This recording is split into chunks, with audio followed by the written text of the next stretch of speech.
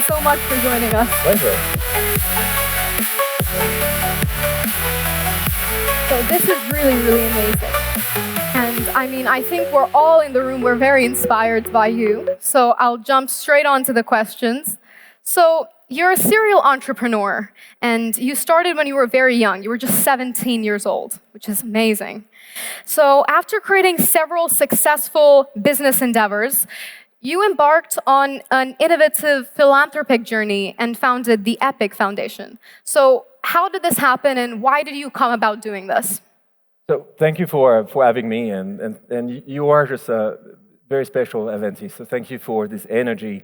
So I started my first venture at 17 years old, so very, very young, because I needed money. So, and I'm okay saying it. That's the reason why I became an entrepreneur. I needed money, and I searched one venture with another one in different startups in the tech world. 15 years after the first startup, I knew that the time was there to do something more meaningful. And what was more meaningful to me is how can I be of service? And to me, something important was the underserved communities. And I was very surprised. Every time I was spending time with people with money, I was asking the same questions again and again. And if you don't mind, I want to ask you this question. I know it's very warm today, but can you just raise your hand if last year you have given time or money to any nonprofits? Who did good? Almost everyone. So keep your hands up. No, keep your hands up. I know a lot of exercise. If you believe having done enough, maybe enough, maybe 1, 2, yeah. Thank you. That's what I realized. I started an entrepreneur. I'm doing market research. Every time before starting a business, I'm spending time with people. I'm asking questions. I always start without knowing anything about the new business I'm building. And the world of nonprofit was a new world to me. And wherever I was going, New York, Luxembourg, Hong Kong, always the same answers. So what's missing then? And everyone was answering the same thing. I don't trust nonprofits. I don't have the time, and I don't have the knowledge. So for the 3 reasons, I will always give to the same institutions. I will give to my kids' school, mostly private schools. I will give money to church, synagogue, temple. And you are very young today, and especially you, but you will see, when you hit the 50-year mark, you will start giving to hospitals, right? Why? Because giving always goes with counter-giving. You give something and you up something in return. It's normal because we're humans. What does it mean? We're imperfect. And then I built Epic. Said, you know what? You don't trust nonprofits. I would do the work for you. I would travel the world with my team. And we'll find the really top nonprofit in terms of governance, in terms of impact, in terms of quality of the management. And I will come back to you. And I said, if you want to do more, if you don't want, it's okay. But if you want to do more, join us. But if you join us, it's at no cost. Meaning that since the day one, we haven't put any business model in this business. So it's a pure model. So if you come tomorrow, if you give 10 euros or 100 euros, 100% of this donation will go to the nonprofits. And we, the board, are paying for the overhead. So it's a pure model. So that's the idea with Epic. And it was, when I'm explaining this to you, it's pretty simple, right? But no one has been doing something this manner. So Harvard, the Kennedy School from Harvard and the business school from Harvard started building a business case. And now it's taught in so many places around the world how we can just, by taking a slightly different angle, change or help change the industry. Wow, that's really amazing. That's great. So, I mean, you touched upon, this thing about finance. And on paper, I'm sure most of us will agree that philanthropy and finance are kind of two, opposite words, right, on the opposite end of the spectrum. But as you mentioned, they're kind of gradually converging to create one thing and a positive revolution on a common ground. So I want to ask, the next question is, to what extent can finance be a driver of positive and sustainable impact, do you think? And I think it's important to have this conversation here in Luxembourg, right, when we talk about finance. Finance, for me, and I'm sure for some of you, I grew up in a world where the Wolf of Wall Street was always the winner. finance and positive was an oxymoron. So if we're talking about positive finance, it was almost impossible to put those two terms together. When we know, it's central. The most influential people are sometimes those people in this industry. So a few years back, I started building one of the first investment firm, but very responsible in terms of the money we deploy, the business we back. We became the first B Corp. I'm sure some of you, or most of you maybe know the B Corp. We became the first B Corp investment firm in Europe. And the goal is super clear, is we can share some values, but we can also just back businesses who will be performing super well. And now it's blisce, that's the name of the firm. We have deployed more than 600 million, and we have more than 20% return year over year. So we cannot say you will do something good if you underperform, because that's normal. People want performance when they invest. So how can you today do things differently? If I can take one example of Venti, who here has heard about Too Good To Go? Do you know this application? Yeah, raise your hand. Too Good To Go. Yeah, a lot of you. Too Good To Go, it's a food waste app.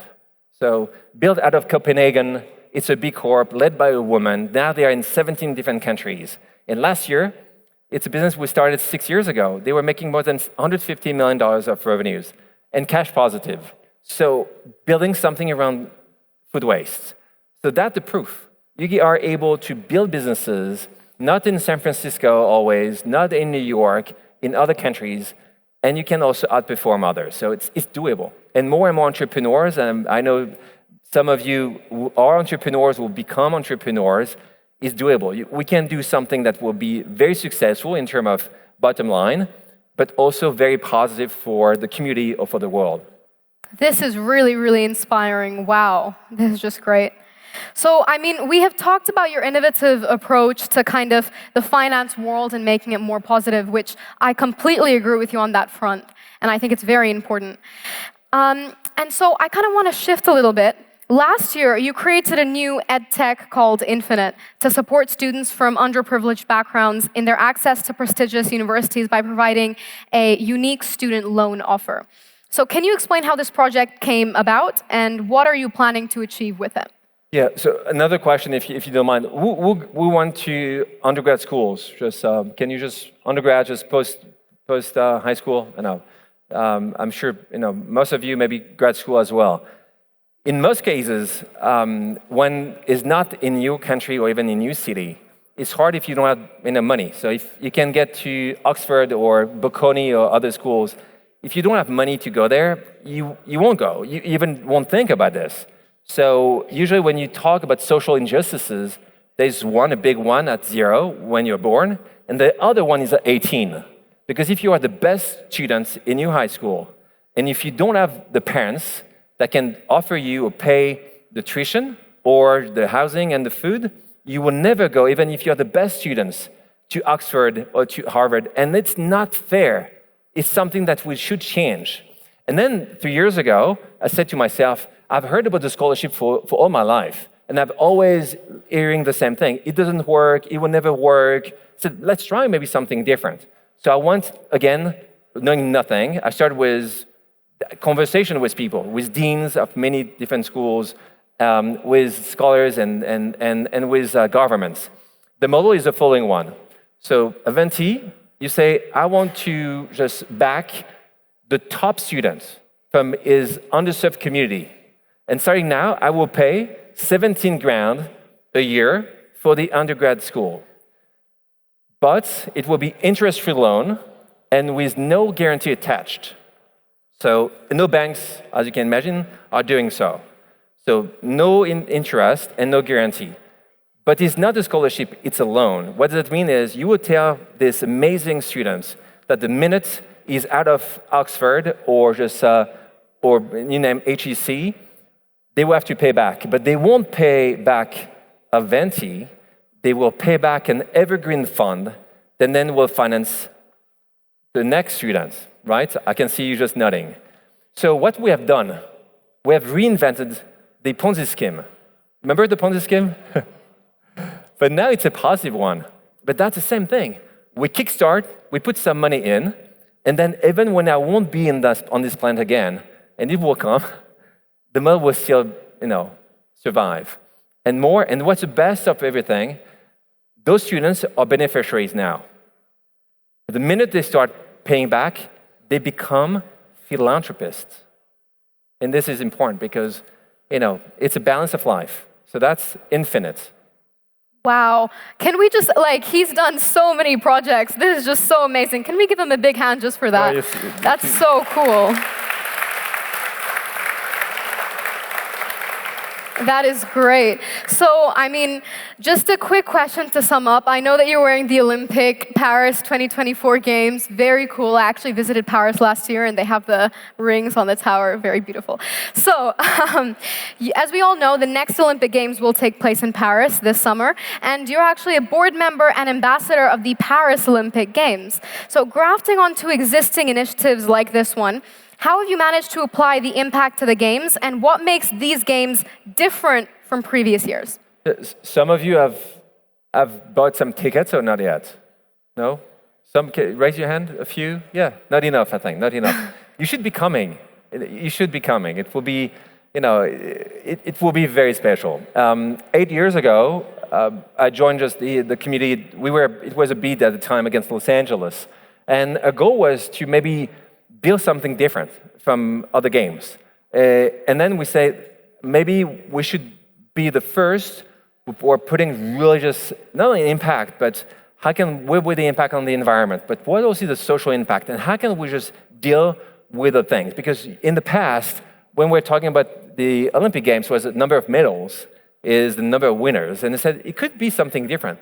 As you know, it's a $7 billion budget, more than 3 billion people will be watching the games, so it's a legacy is real.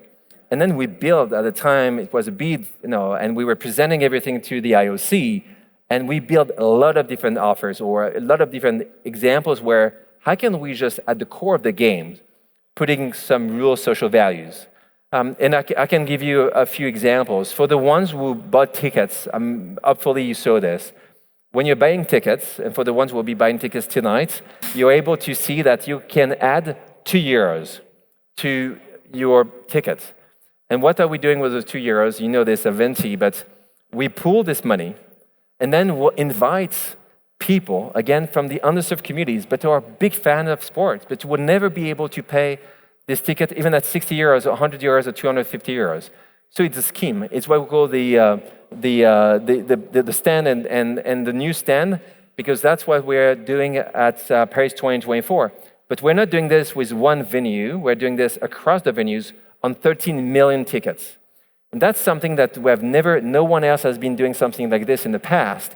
What we hope is to get this, that will last long, just way after just Paris 2024. Then on the 26th, it will be in Milan. In 28th, it will be in Los Angeles. So every time we do something, and that's the conversation we are having, how can we hack systems? And hacking systems is not that hard. Because sometimes people, when you want to change something, we think that we change, you know this well, we need to take a 40-degree, different angle. Then it's super hard. Because people won't trust you, it will be hard. Take something where you can take just maybe 5, 10 degrees max angles. And then you will see in a year, and 2 years, and 3 years from now, where you land is a very different place. So hacking systems, I think, is something important. And that's what we have been able to do at Paris 2024, even with this massive organization with really good people running it. And I hope you will be at least watching the games. But please come to Paris. And yes, some people will be able to swim. I know it's a big question. If we're asking, people will be able to swim in the Seine. It's a plan, and it's still there. So there's no plan B. People will be swimming in the Seine. That's amazing. Yeah, so for sure, buy the tickets for Paris 2024. You might run into Alexandre as well, which will be epic. If you do, make sure to send me a picture and tag both me, Avanti Sharma, and Alexandre Mars on your Instagram, because that will be so epic. So unfortunately, we're running out of time, but I love this panel discussion. In fact, it was my favorite for the whole day, and it was every single one of yours. Can we give it up for Alexandre Mars? This is so great. Oh my gosh, this is so amazing. Wow. And it's continuing to go. I just want you to know this is amazing. So thank you all for joining us, and most of all, thank you, Alexandre, for taking out the time.